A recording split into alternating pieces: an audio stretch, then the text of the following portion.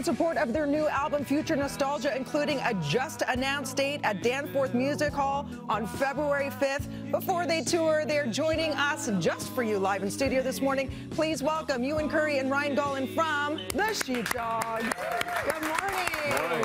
You know, I have to ask you, first of all, congratulations on album number 5. Thank you. Kev wants to know, Sheepdogs, Mr. Muggs, anything to do with the name? I didn't know what Mr. Muggs was until we were in the Sheepdogs, so I wish, if I had known how many questions we were going to get about our band name, I would have thought of a cooler backstory to our band name. Well, where did you get the name from?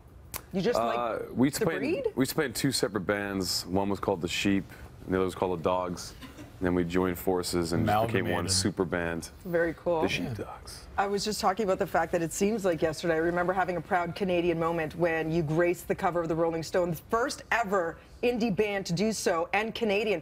What did that feel like when they called and said, yeah, you are going to be on the cover of the most iconic magazine in music history? We found out we had just played a show in Montreal. I had to do a red eye to New York to go and do the shoot, but we were told that both the final people were going to be in it, so they told us, but we were so tired and half asleep there. There's like a video somewhere, but it was kind of like now. Yeah, it's kind of like similar to right now, but it was a very lackluster, like, oh wow, really? Okay, cool. Can we go to bed now? Listen, being tired is a good problem to have when you're a musician, as successful as you are. Yeah. Album number 5, you've been already heavily touring in the U.S., you're heading to the UK. We just mentioned some great Toronto dates. So talk to us about the creative process behind this. I heard you pretty much secluded yourselves in a cabin, away from noise. We rented a house in the country here in Ontario, and it was like, the line I keep saying is it was kind of like Exile on Main Street, the Rolling Stones, but like much less heroin use, like very, much less. Much less. Just, you know, I think a chance to kind of get away from all the distractions of like a city. You know, we have recorded in Nashville in the past, and it just, you know, not having any distractions, and also like it really amped up the brotherly vibe of like, you know, just the 5 of us living together and like making meals and all that kind of stuff. So, who's good the vibes. Best cook? I can grill pretty well. Really good. Yeah. We all took turns making meals. I was making a lot of homemade Thousand Island salad dressing. No way. Yeah, that was my thing, but. Yep. It was kind of it was a cool thing because we would be just recording at all different times, and then, you know, somebody would be working on something, so some of the other guys would go and get meals together. But we made a point of having like a family meal every single night. So Sheepdogs cookbook coming soon, songs with a little suggested serving.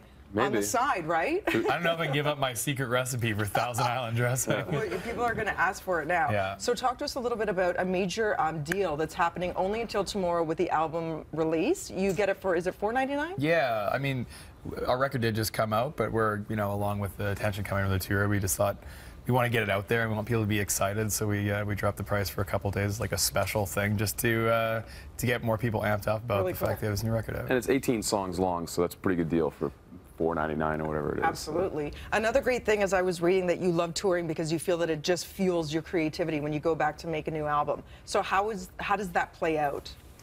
Well, I mean, we just did about 9 weeks worth of touring in the U.S. and you know, you can record and write all the songs you want, but until you get in front of a crowd and see what the response is, you don't really know how people are going to dig it or what they are into and what they're not.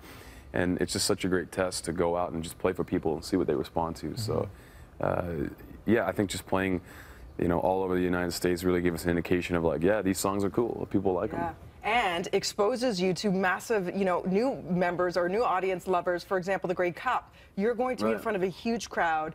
That's November 27th. I know you were there last year hanging out with, name drop, Tom Hanks, Marty Short. Yeah. So how do you feel about that? That's huge. Yeah, that was good. That was like 2 years ago, I think. There we are. Oh, was it? Yeah, there's old Tom. Isn't he, I hear nothing but good things about Tom. Very sweet. Whoever his handler was like, do you guys want to meet him? And I was like, nah, I don't want to. And then he just came right up to us and was like, you guys are the band? I'm Tom. I was like, I know.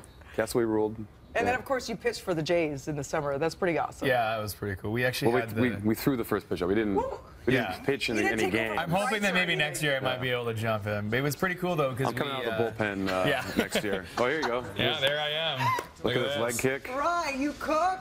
Damn. You pitch. There's no end to your talent. Just Renaissance men. He's single, ladies. Yeah, that's right. That's another song. Catch the Sheepdogs live at the Danforth Music Hall on February 5th in support of their brand new album. It's called Future Nostalgia. And tune in the next hour. See these guys perform their brand new single, I'm Gonna Be Myself, because who else should you be, right? Kevin has a question. Uh-oh, brace yourselves. Kev, no, they did not get the name from Mr. Muggs. No. I'm beyond that now. Oh, okay. Okay, I'm going to take a guess. I'm going to get Ryan. I'm going to take a guess. Mayonnaise and relish. Yes, that's the base, but there's a few other sneaky things in there too. Oh, I'm surprised you knew that, Kev. A hint of cinnamon. Mayonnaise and relish. That is Thousand Island dressing right there. Is that all it is? Well, Is it yeah, it's orange? pretty much what it is. It's orange. Yeah. There's a lot of ketchup and pickles. Yeah, there's ketchup in there, some hot sauce in there if you're feeling a little spicy. I like that. Yeah. Kev's quite the chef too, by the way. Oh, yeah. I see a cooking segment. You can do amazing things with a can of Campbell's soup. Always remember that. Thanks, Kev.